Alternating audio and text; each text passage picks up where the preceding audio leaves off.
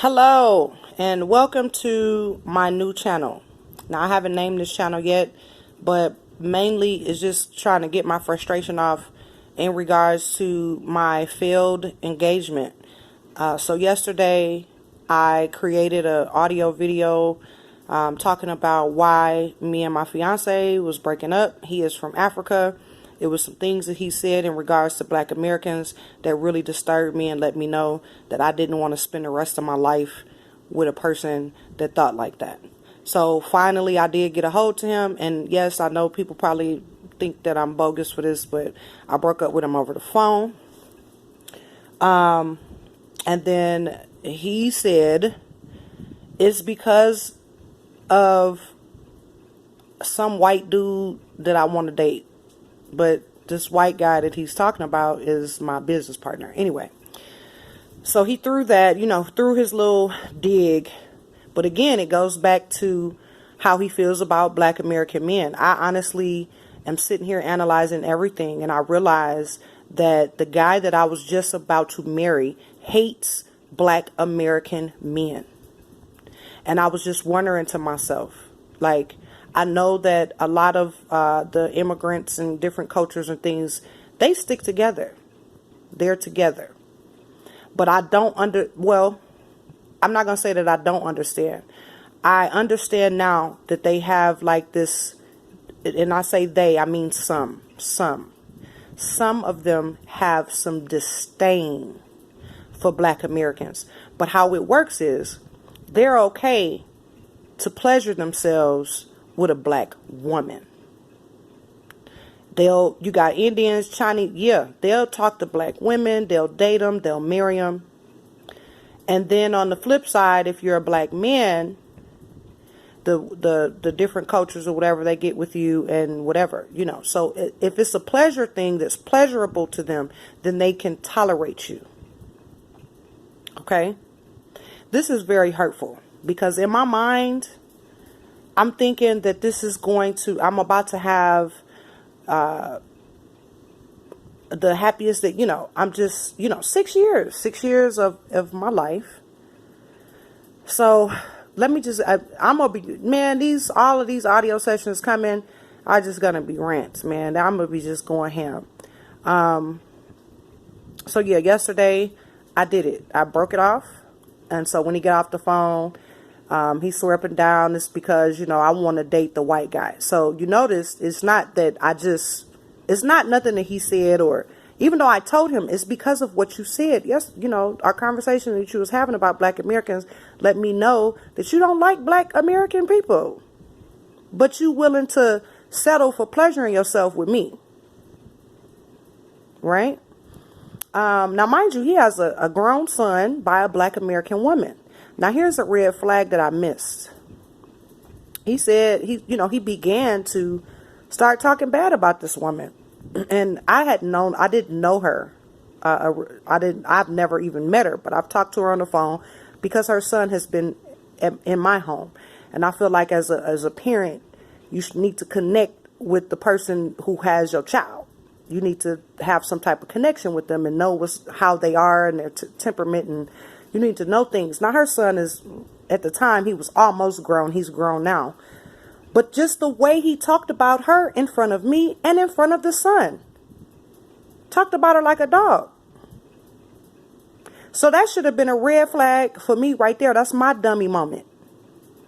That should have been hold on. Who does this? Because, see, my son's father is from Kenya. We have a love child. That child was created out of pure love. My son's father is a good man. And yes, he's an immigrant. He's from Kenya. But I never once heard this man talk the way my ex-fiance did. I've never heard him disparage his exes. He didn't talk bad about them. Now, he told me a situation of why she was an ex now. But he didn't call her B's and H's and no goods and this. And he just said, hey, this happened. I caught it and it's over now. He said, I was a little hurt, but you just move on. Now, this woman was from Kenya. Now, this is my son's father. good men.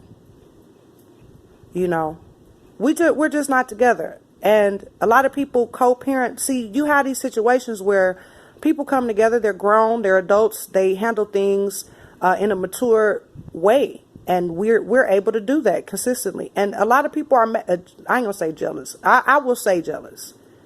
Because they procreate with bums.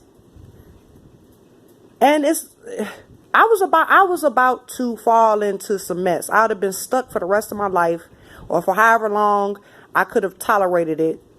I'd have been stuck with a mean, evil, hateful person.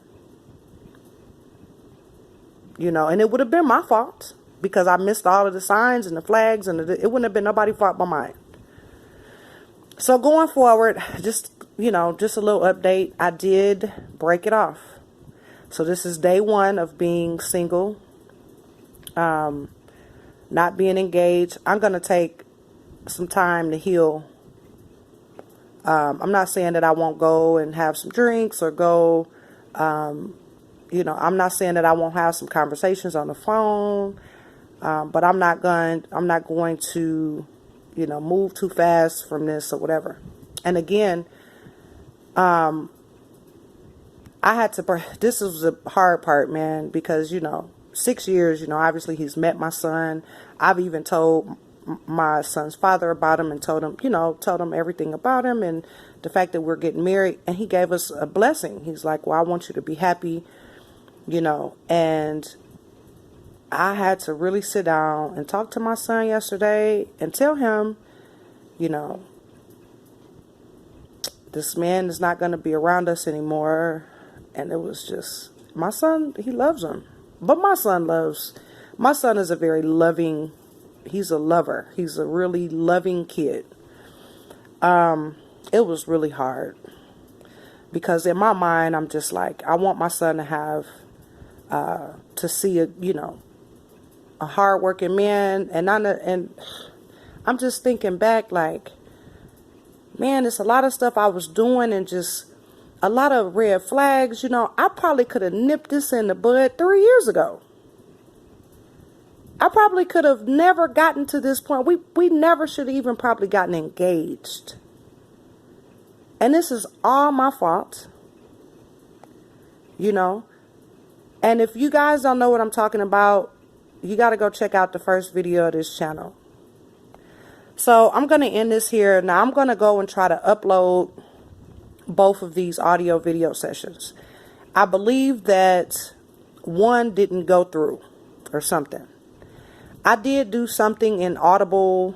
I may not upload that because I went in like I'm roasting and everything else. I don't want to come off as mean-spirited, and I don't want to come down and be on the same level. I want this to be a teaching moment for myself and whoever else listens. When you are dating someone, I don't care if they're from the same culture or from another culture.